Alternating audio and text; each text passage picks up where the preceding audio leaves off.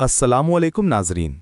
आज की वीडियो में हम आपके साथ एक ऐसा ईमान अफरोज़ वाक़या शेयर करने जा रहे हैं जो हमें ये सबक देता है कि हर हाल में अल्लाह पर भरोसा रखना चाहिए।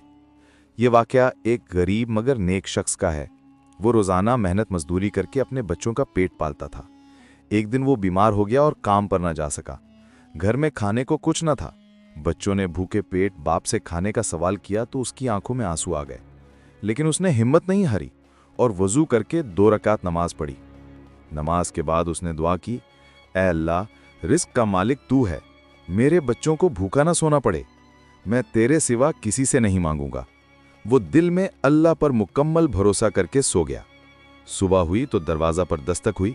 बाहर एक शख्स खड़ा था जो एक थैला भरकर खाने पीने की चीजें लाया था। उसने कहा, रात मुझे ख्वाब में ख्याल आया कि फलां के बच्चों को खाना पहुंचाओ। ये सुनकर उस नेक शख्स की आंखों से खुशी के आंसू बह निकले। वो समझ गया कि जब इंसान अल्लाह पर पूरा भरोसा रखता है तो अल्लाह गैब से उसकी मदद करता है।